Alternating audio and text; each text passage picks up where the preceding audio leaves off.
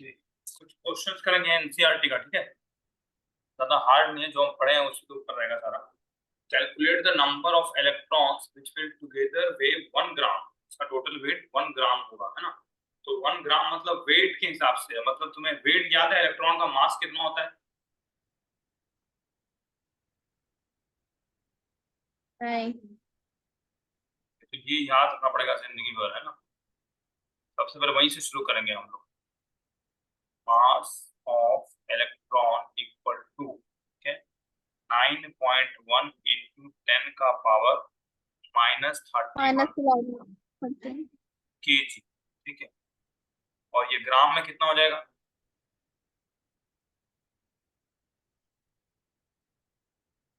10 into 0 into 10 का power -31 तो है, पर इसको 1000 से मल्टीप्लाई कर देंगे। हाँ, तो यहाँ पे पावर कितना आना चाहिए? 10 का पावर कितना आना चाहिए इन ग्राम? वहां पे आएगा -29 28। 1000 मतलब 10 का पावर 3 हुआ ना। हाँ। क्वेश्चन में ये सब कन्वर्जन तो करना पड़ेगा ना, तो ये गलत नहीं होना चाहिए, ठीक है। ओके, तो ये 1 इलेक्ट्रॉन, मास ऑफ इलेक्ट्रॉन मतलब मास ऑफ 1 इलेक्ट्रॉन, एक इलेक्ट्रॉन का है ना। हमें क्या करना, पता करना है number of electrons which will together wave 1 ग्राम, है ना। मतलब नंबर ऑफ इलेक्ट्रॉन्स इन 9.1 इन, है ना, 10 का power -28 gram. Number of electrons कितना ग्राम इक्वल टू कितना, 1, है ना। तो ऐसे लिख सकते हैं, या फिर number of electrons in 1 gram equal to कितना हो जाएगा?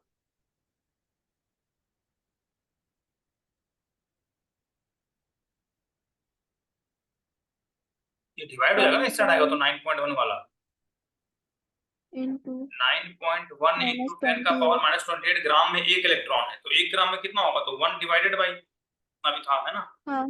ये हो गया इक्वल टू, अब इसको सॉल्व करना पड़ेगा, तो 28 तो ऊपर आ जाएगा आराम से, 10 का पावर 28, है ना। और यहाँ क्या है, 1/9 है एक तरह से, इंटू, है ना। या फिर इसको हम लिख सकते हैं 10/9 इंटू 10 का पावर कम हो जाएगा ज्यादा, 28 का वैल्यू जो है। और माइनस पॉइंट के बाद -1। यहाँ पे 28 को क्या लिखेंगे, 27 है 29, क्योंकि एक तो मैंने जीरो ले लिया यहाँ से उधार, एक यहाँ ले लिया ना जीरो, तभी तो 10 लिखा यहाँ पर। हाँ, तो एक जीरो कम हो जाएगा वहाँ ना पे इधर। 27। हाँ। हाँ, तो 10/9 मतलब नहीं, आप वो अप्रोक्स बोल रहे निकाल हैं लो। पॉइंट के बाद जो 9 था, 9.1 ना था। हाँ, 9.1 था, इसको मैंने अप्रोक्सीमेटली ले लिया 1/9, ठीक है। इसको 9.0 यहाँ लिख दो, कोई दिक्कत नहीं है, 9.1 लिख दो, अप्रोक्सीमेटली इसको हम 9 ले लिए, ठीक है, इतना चलेगा। तो 9 1 यस। 9 हो गया, और फिर से 9 1 है ना, 1.1 इंटू 10 का पावर 27। यूनिट क्या रहेगा इसका? Unit number of electrons of mind किए तो तो यूनिट क्या होना चाहिए?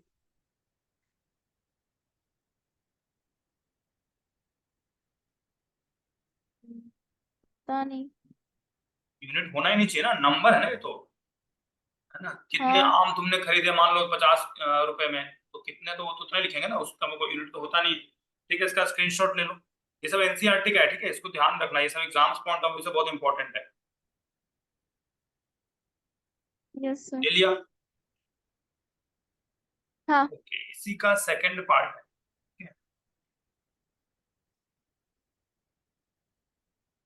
कैलकुलेट द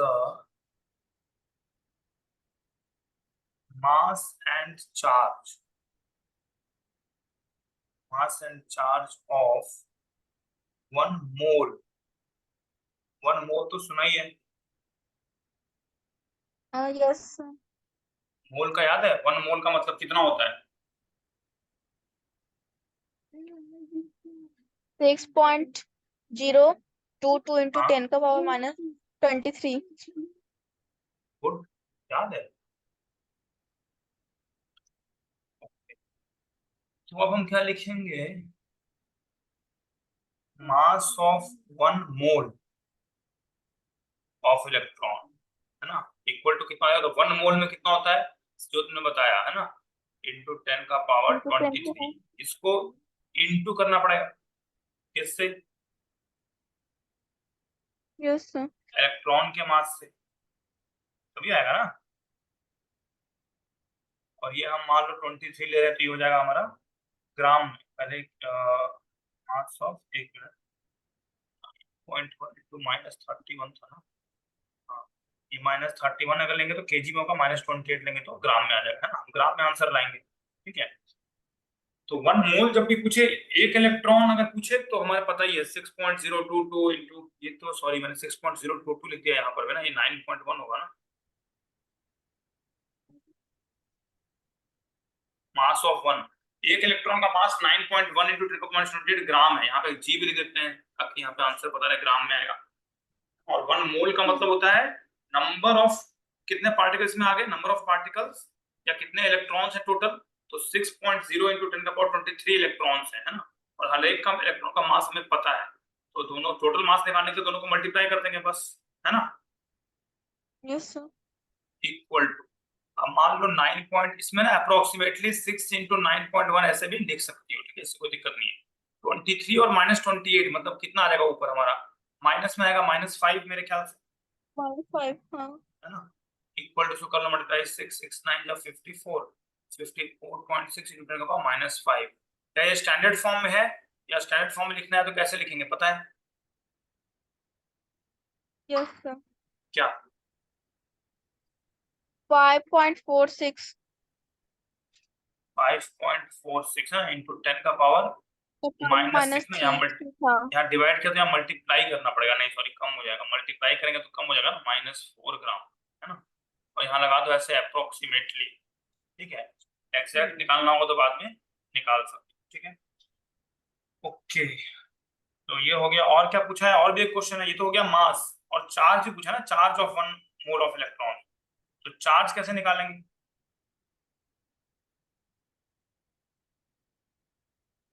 जैसे मास निकाला वैसे ही होगा ना, charge of one mole of तो इलेक्ट्रॉन, जितना एक इलेक्ट्रॉन पे रहता है चार्ज, उसको 1 मोल से मल्टीप्लाई कर देंगे। हाँ तो पहले तो यही लिख देंगे 6.022 यही होता है नंबर ऑफ पार्टिकल्स 23 इनटू इसका चार्ज कितना होता है इलेक्ट्रॉन का, याद होगा तुम्हें मेरे ख्याल से, 1.602 इंटू 10 का पावर -19 गुड। अब इसका वैल्यू क्या आना चाहिए, और ये इसका ये क्या होगा, यूनिट क्या होगा चार्ज का, कूलम। कूलम। तो बताओ क्या कैलकुलेट क्या है तुम्हारा, 6.022 पूरा नहीं करना है, खाली 6 इंटू 1.6 कितना हो जाएगा, 16 6 96 होता है ना, हम्म। तो कितना हो गया 9.6 हो जाएगा ना, हाँ। इंटू 10 का पावर कितना हो गया 4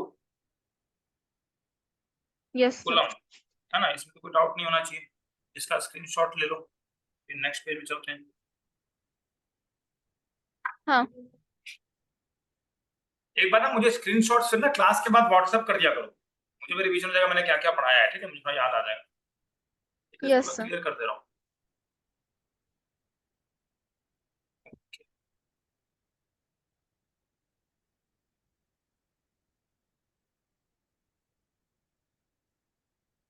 How many neutrons and protons are there in following, अगर तुम्हें ऐसे सिंबल दिया है C और ऊपर दिया है 13 और यहाँ दिया है 6, तो तुम्हें आता है ये सब, न्यूट्रॉन प्रोटॉन मास, एटॉमिक मास, मास नंबर, ये सब पता है फॉर्मूला, किसका फॉर्मूला सर? एटॉमिक नंबर का प्रोटॉन या न्यूट्रॉन से कोई कॉम्बिनेशन को रिलेशन है, हाँ। क्या होता है, atomic number is equal to number of proton, रुकिए। प्रोटॉन्स, ठीक है, और क्या कोई फॉर्मूला याद है ऐसा, न्यूट्रॉन का क्या है, न्यू नंबर ऑफ नहीं नहीं, हम उल्टा बोल रहे हैं। एटॉमिक नंबर मतलब नंबर ऑफ प्रोटॉन। हाँ तो वही तो मैं लिख रहा हूँ, atomic number equal number of protons हुआ ना, और नंबर ऑफ न्यूट्रॉन क्या हुआ, mass number minus atomic number, minus number. ये हुआ ना। नंबर ऑफ न्यूट्रॉन्स हाँ, यहाँ लिख दो, इन वन कार्बन एटम, एक कार्बन एटम में कितने न्यूट्रॉन होंगे, कैसे निकालेंगे हम लोग, तो हमें यही दो पता होना चाहिए ना। एक तो यहाँ ऊपर ऊपर जो लिखा होता है वो क्या हो गया, एटॉमिक नंबर हुआ ना ऊपर वाला। एटॉमिक। हाँ। हाँ ऊप नहीं, ऊपर तो एटॉमिक मास होता है। हाँ तो बोलना है ना, फिर हाँ से नहीं होगा। नीचे जो 6 है वो क्या है, वो एटॉमिक नंबर है। हाँ तो बस यहाँ डाल देना है, मास नंबर हो गया 13 और माइनस हो जाएगा 6 इक्वल टू कितना हो गया 7, है ना। ऐसे ही मान लो ऑक्सीजन दिया है 16 और 8, तो इसका क्या क्या, इसका कितना हो जाएगा, how many neutrons and protons are there, या नंबर ऑफ प्रोटॉन्स लिख दो, एटॉमिक नंबर 6। हाँ ऑक्सीजन में कितना हो जाएगा, प्रोटॉन्स और न्यूट्रॉन्स,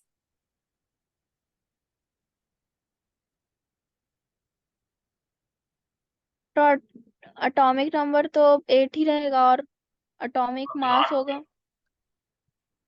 हाँ। कितना हो गया ये, न्यूट्रॉन्स दोनों सेम ही हो गया ना, 8 8, 16 में से 8 गया तो 8 बच हाँ। गया, है ना। तो इस टाइप के और क्वेश्चन प्रैक्टिस कर लेना खुद से, एनसीईआरटी का है इसलिए मैं बता दे रहा हूँ, ठीक है, ध्यान रखना। ठीक, इसको मैं क्लियर कर दे रहा हूँ।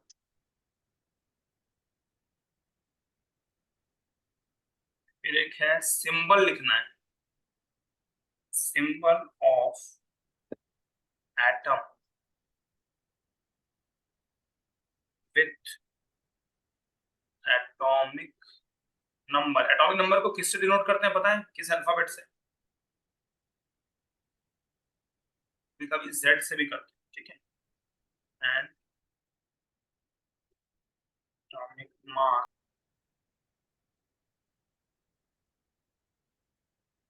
यू सिंबल किसका है, यूरेनियम का। यूरेनियम का, है ना। तो ये भी क्वेश्चन तुम्हारी बुक का ही है, ठीक है, एनसीईआरटी का। तो अब हम करेंगे कल जो पढ़ा था उसके ऊपर फॉर्मूला बेस्ड, ठीक है, वेवलेंथ और फ्रीक्वेंसी वाला, ठीक है। ये समझ में मेरे ख्याल से कोई डाउट है नहीं, इसको मैं क्लियर कर देता हूँ, ठीक है। Yes sir.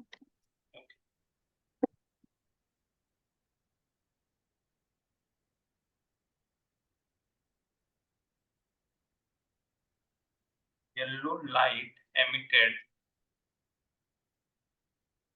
from a sodium lamp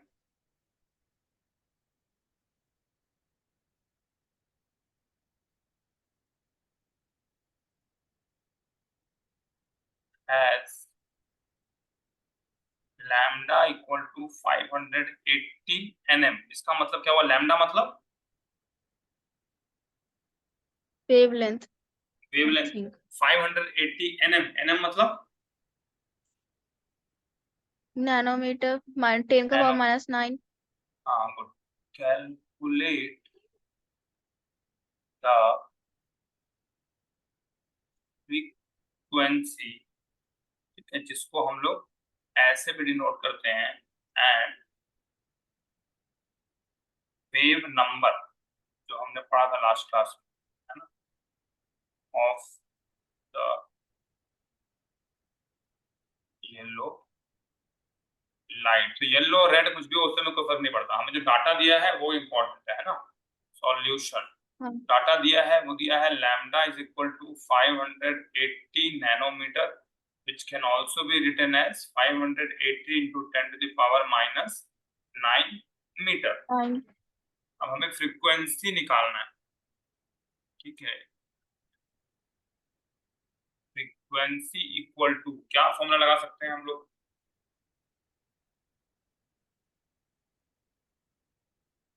सबसे पहले तो frequency is equal to 1 by क्या होता है, ये लेकिन होता है ना उसमें टाइम तो पीरियड, वेवलेंथ, बता रहा हूँ मैं, यहाँ बता रहा नंबर हूँ, ऑफ वेव भी Let's तो सोच। चाहिए।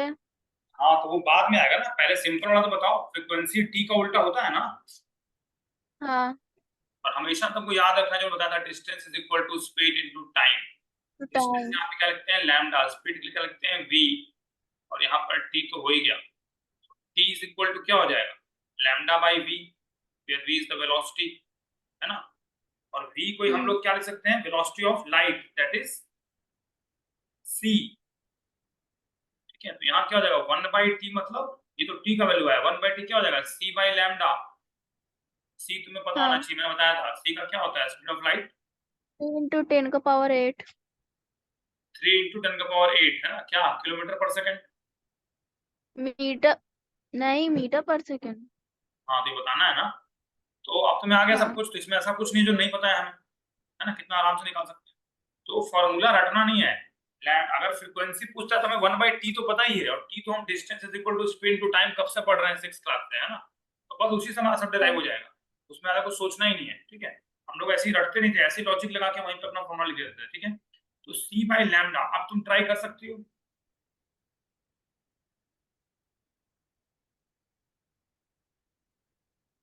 हाँ, can you try it now.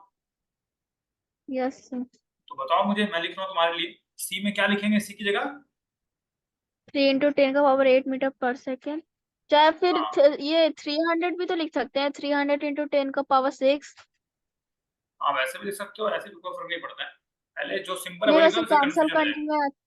हाँ तो इसका अगले स्टेप हाँ, में कर देना, ज्यादा स्टेप रहेगा तो टीचर और खुश हो जाएगा, है ना। डिवाइडेड बाय लैम्डा का वैल्यू हमें क्या दिया है, 580 इंटू 10 का पावर -9। -9 मीटर, है ना, इक्वल टू, यस। अब 3 की जगह चलो 2 हम जीरो से उधार ले लेते हैं, तो इंटू 10 का पावर 6 बच गया, है ना, डिवाइडेड बाय 580, 10 का पावर -9 जो नीचे था वो ऊपर चला जाएगा, तो यहाँ पे +9 हो जाएगा, है ना। हाँ, ओके, यहाँ से एक जीरो जीरो 15 काट बाई दो, 29।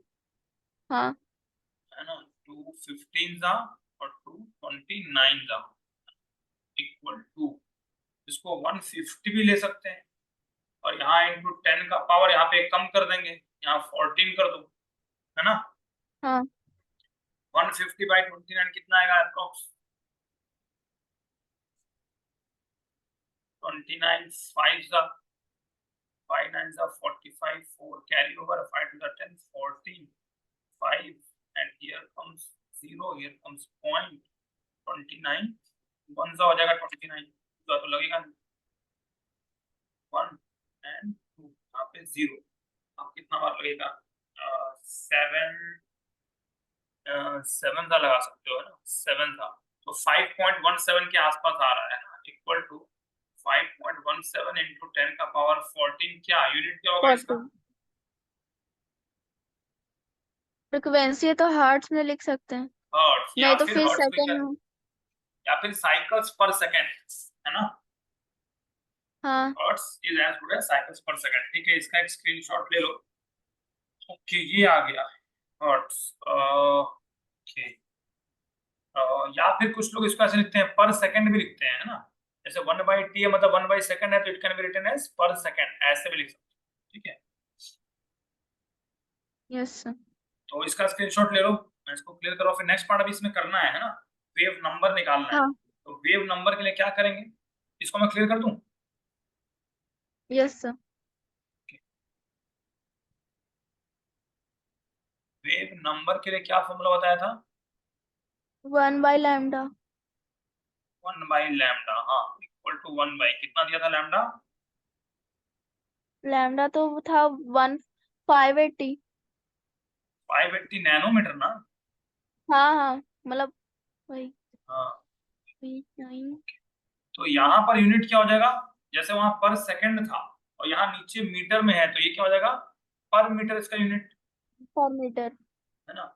Now this can be written as 10 to the power 9 ऊपर डिवाइडेड बाय 580, और यहाँ पे 100 से काम चलेगा नहीं, तो एक और ले लो, 1000/580 कर लो, यहाँ 3 जीरो हम उधार ले चुके हैं, तो यहाँ पर 6 बच जाएगा, यहाँ पे एक एक जीरो कैंसिल हो जाएगा, और फिर यहाँ पे 229 और 250 सा लग जाएगा, 29 और इसको डिवाइड कर लो 29 से, 120.29 5 सा 7 6 सा 7 सा लग जाएगा ना, तो यहाँ पे ले लो 1.7 इंटू 10 का पावर 6 यूनिट पर मीटर। पर जब भी मीटर। वेव नंबर बोले तो पर मीटर, वेव लेंथ बोले तो मीटर, है ना। ठीक है, ये भी समझ में आ गया। Yes sir. इसका स्क्रीनशॉट ले लो, मैं क्लियर कर देता हूँ। ये सब मुझे पर भेज देना, मैं देख। Hmm. Okay, now next question, find the energy. Energy calculate करना है, यहीं से फॉर्मूला भी आ जाएगा अगर नहीं किया है तो। Of each of the photons which correspond to light of frequency 3 into 10 का पावर 15 हर्ट्ज। ठीक है, तुम्हें फ्रीक्वेंसी दिया हुआ है, ठीक है, और तुम्हें एनर्जी निकालना है। तो क्या मैं बताया एनर्जी का फॉर्मूला? Power into time. वो नहीं, E is equal to H, और ऐसे न्यू लेते हैं, ठीक है। Where H is Planck's constant, सुना है कभी? प्लैंक्स कांस्टेंट, इसकी वैल्यू क्या होती है? वो फिक्स है, 6.626 इंटू 10 का पावर -34 जूल सेकेंड। इसको भी हमेशा याद रखना पड़ेगा, तो क्वेश्चन में दिया हुआ नहीं रहेगा, ठीक है। मैक्सिमम चांस है क्योंकि सबको पता होना चाहिए, ठीक है। और तुम्हें एक और चीज दिया ही है, फ्रीक्वेंसी भी दे दिया ना। फ्रीक्वेंसी कितना दिया है? 3 इंटू 10 का पावर 15 हर्ट्ज। हमें दो ही चीज चाहिए था, एक एच चाहिए था और एक फ्रीक्वेंसी चाहिए था। तो हमें ये फॉर्मूला लेकिन याद रखना पड़ेगा कि E is equal to H into nu होता है, यानी एच इंटू फ्रीक्वेंसी। और ये भी याद रखना पड़ेगा कि एच का वैल्यू जो है, एच का value that is also called as Planck's constant, इतना फिक्स है जो बहुत सारे क्वेश्चन में आएगा। जहां भी एच आएगा वहां पर वैल्यू पता होना चाहिए, है ना। अब हम इसको कैलकुलेट कर सकते हैं, अप्लाई करते हैं। E is equal to H, यानी 6.6 इंटू 3 एक साथ लिख लो, 10 का पावर -34 प्लस 15 एक साथ, 6 3 सा 18, 1 कैरी ओवर 19, तो हो गया 19.8 इंटू 10 का पावर कितना हो जाएगा? 15 19 -19 हो जाएगा, है ना। या फिर इसको हम हाँ। और कैसे लिख सकते हैं? 1.98 इंटू 10 का पावर। अगर यहाँ डिवाइड किया तो वहां मल्टीप्लाई करेंगे, यानी एक नेगेटिव कम हो जाएगा, है ना। और इसका क्या निकलेगा यूनिट एनर्जी का? एनर्जी का यूनिट इसका जूल लिख सकते हैं, तो वाट। जूल, है ना, या फिर जे, है ना। ओके, ये हो गया हाँ। हमारा फर्स्ट पार्ट। ये था energy of each photons which correspond to light of frequency, जब हमें फ्रीक्वेंसी दिया हुआ था, ठीक है। मान लो फ्रीक्वेंसी दिया यस हुआ सर। नहीं, अगर तुम्हें वेवलेंथ दिया हुआ है ना, तब क्या कर सकते, ठीक है। तो ये वाला स्क्रीनशॉट ले लो, मैं क्लियर करूंगा, फिर नेक्स्ट पेज में करेंगे। Yes sir.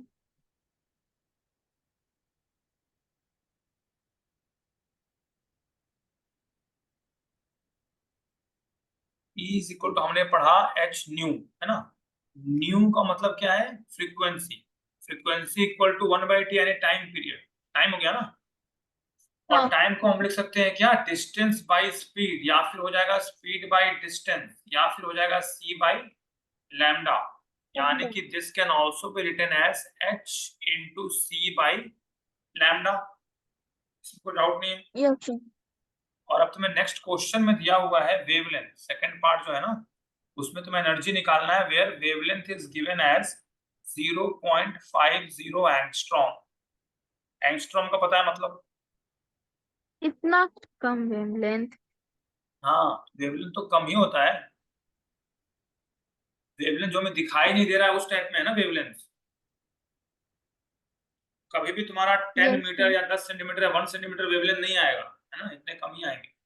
वेवलेंथ सोचो, जो हमारा मॉडेम या मोबाइल चल रहा है, ये सारे वेव्स बहुत छोटे हैं, इसलिए तो हर कोने में घुस पा रहे हैं। अगर वेवलेंथ छोटा होगा तभी घुस पाएगा सब छोटे छोटे जगह से, अगर बड़ा होगा तो इतनी जगह में घुस ही नहीं पाएगा, है ना। Yes sir. तो h का वैल्यू मैंने क्या बताया? 6.626 इंटू 10 का पावर -34, है ना, इंटू c का वैल्यू तो पता ही है, 10 का पावर 8, है ना, मीटर पर सेकेंड। डिवाइडेड बाई लैम्डा का वैल्यू कितना दिया है 0.50 इंटू 10 का पावर नहीं हमको याद आ रहा है। -10। ठीक है, हाँ इसको हाँ याद रखना ये सब चीज। ठीक है, एंगस्ट्रॉम मतलब 10 का पावर -10। ठीक है, नैनोमीटर, एंगस्ट्रॉम, पिकोमीटर, ये सब तो याद रखना ही रखना। Equal to 6.626 into 3 divided by मान लो 0.50 ऐसे रख देते हैं, इंटू 10 का पावर सबको जोड़ लो -34 +8 +10 हो जाएगा, अगर -10 ऊपर आएगा तो। इक्वल टू 0.50 लिखो या फिर केवल 0.5 लिखो, तब भी कोई फर्क उससे नहीं पड़ेगा। हाँ, तो 0.5 यानी 5/10 यानी कि 1/2 यानी एक 2 ऊपर चला जाएगा, तो ये पॉइंट हमारा हट जाएगा 50 वाला। इंटू 10 का पावर 10 और 8 कितना हो गया 18, कितना हो जाएगा 14 ठीक है -14 हो जाएगा मेरे 14 ख्याल से, है ना। इक्वल टू, हाँ अब इन सबको मल्टीप्लाई करेंगे तो 2 3 हो गया 6 और एक और 6 है और 6.60 तक हम लेंगे। तुम्हें थोड़ा टाइम लगेगा तो तुम पूरा मल्टीप्लाई करना जितना कर सकते हो, बट अभी हम लोग शॉर्ट फॉर्म में कर दे रहे हैं। 6 6 36, 3 बचा 39, 1 पॉइंट ओके इंटू 10 का पावर -40 -14 है ना। इसका यूनिट क्या आएगा? एनर्जी फाउंड कर रहे तो जूल ही आएगा। हाँ, तो ये हमारा स्टैंडर्ड फॉर्म में लिखा है? नहीं नहीं लिखा है, और तो लिख इसका क्या हो सकते जाएगा 3.96 इंटू 3.96 10 का 10 का पावर पावर -13 -13। इतना जूल। इसका भी एक स्क्रीनशॉट ले लो। Yes sir. Calculate wavelength, frequency and wave number। wave number, wave number को ऐसे देता हूं मैं, तो wave number, ठीक है, ऑफ ए लाइट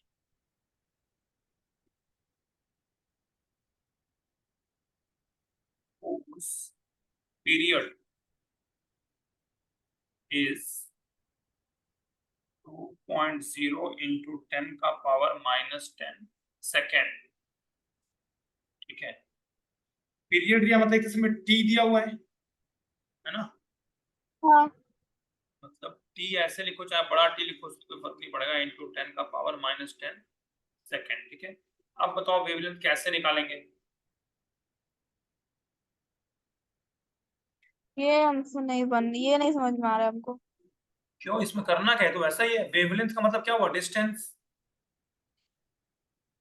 डिस्टेंस का फॉर्मूला क्या होता है, डिस्टेंस इज इक्वल टू, जो हमने 6 7 क्लास में पढ़ा था। यस क्या पढ़ा था? डिस्टेंस इज इक्वल टू, ये हम नहीं बोल रहे हैं। हाँ हम बोल रहे हैं कि टाइम पीरियड का फॉर्मूला कैसे लगाएंगे। टाइम तो तुम्हें दिया हुआ है, उसको वो तो बाद में सोचेंगे।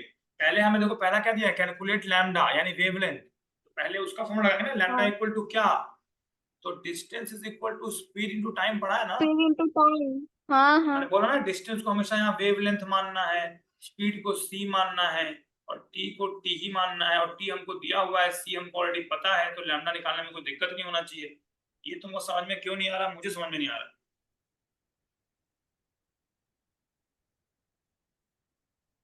क्या हम लैम्डा को ऐसे सी इंटू टी नहीं लिख सकते हैं? बोला ना, इसको कंफ्यूज मत हो, distance equal to speed time से याद रखो।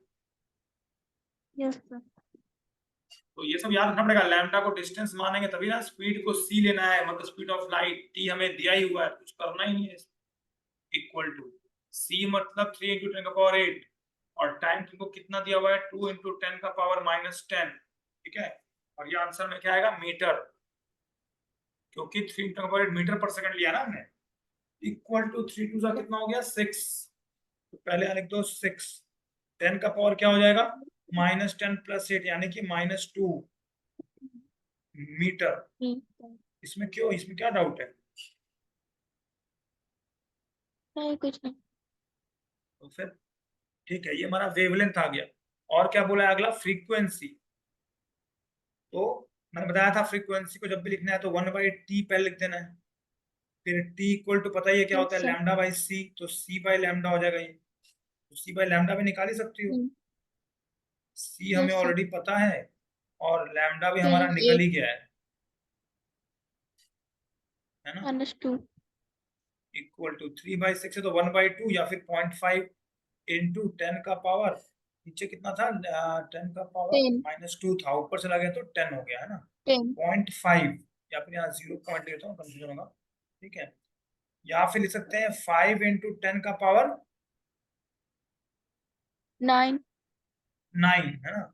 ये हमने क्या निकाला, फ्रीक्वेंसी, इसका मतलब हर्ट्स, है ना, या हाँ. फिर साइकिल्स पर सेकंड, है ना, तो 5 इंटू 10 का पावर 9 आ गया ना, Yes, sir. ठीक है। और क्या बोला है, वेव नंबर, तो वेव नंबर भी निकालते हैं क्या, एक मिनट, हाँ, वेव नंबर क्या होता है, 1 by lambda. 1/λ, उसको मैं यहाँ से बॉक्स में पे कर देता हूँ, इक्वल टू, तो लैम्डा हमें पता है अब, 1 बाई क्या हो जाएगा, 6 इंटू 10 का पावर -2, है ना। और ये इसका यूनिट हाँ. क्या होता है वेव नंबर का, वेवलेंथ का पर मीटर. हाँ गुड, इक्वल टू, ऊपर में 10 का ऊपर 100 ले लो सीधा, Yes, sir. 6. इक्वल टू 6 1 जा 640, 6 6 जा 36, 40 16.6 ले लो, पर मीटर हो गया, है ना, इसमें कोई doubt, Yes, sir. No, sir. है ना, ये भी हो गया, ठीक है, इसका भी स्क्रीनशॉट एक ले लो, हम्म. ओके, इसको क्लियर कर दूं, हाँ.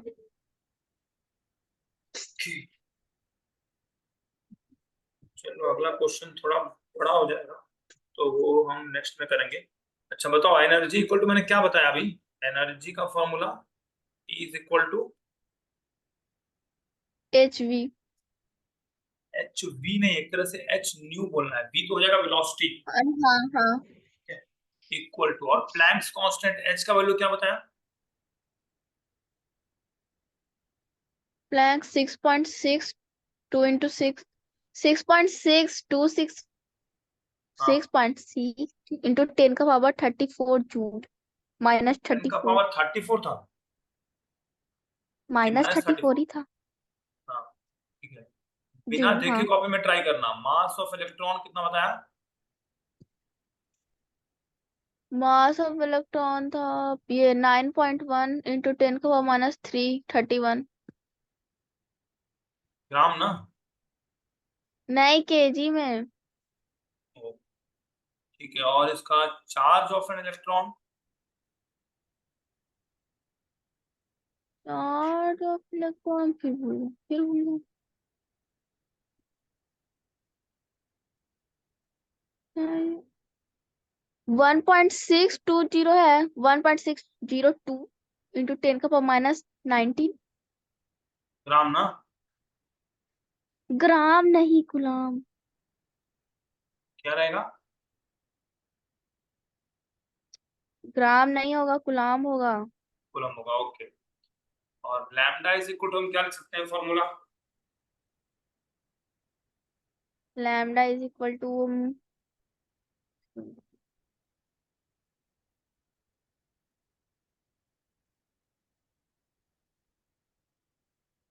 लैम्डा मतलब क्या, डिस्टेंस, नहीं, वेवलेंथ.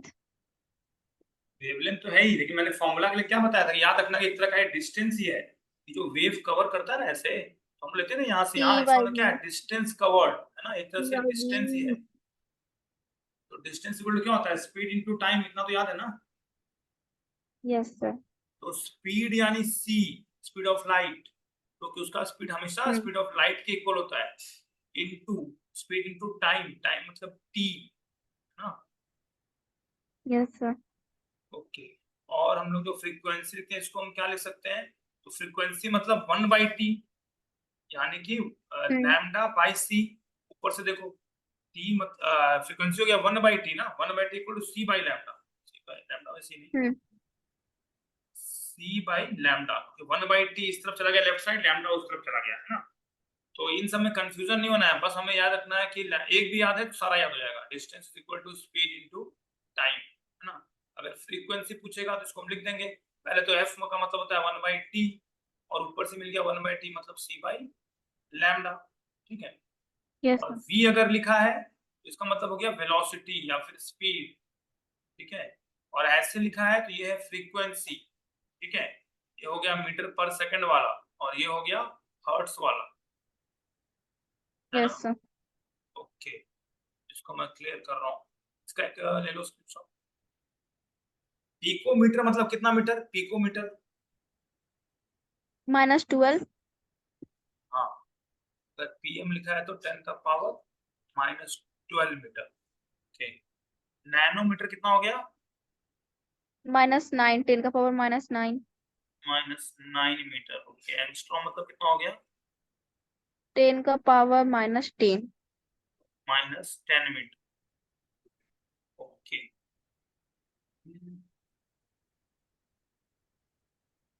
ठीक है, इतना काफी है आज के लिए। नेक्स्ट क्लास में बाकी, ठीक है। तो इन सबको मुझे स्क्रीनशॉट एक बार व्हाट्सएप कर देना, ठीक है। और तुम व्हाट्सएप पर देखती हो कि नहीं मैसेज वगैरह? नहीं, आज नहीं देखे थे। मैंने कल ही मैसेज रात में कर दिया था कि सुबह मैसेज देखती पता लग जाएगा तो मुझे हाँ कॉल हाँ। नहीं आएगा, लेकिन फिर भी मेरे कान के पास कॉल बज ही गया। तो एक बार सुबह पहले मैसेज देखना कोई पहले से मैसेज है कि नहीं, है ना। अगर मुझे रात में पता रहता यस मैं सर। रात में ही कर देता हूँ मैसेज, ठीक है, क्योंकि मैं भी कहीं बाहर गया हुआ था, ठीक है। चलो ओके, फिर आज का एंड करते हैं। Yes sir. Okay bye.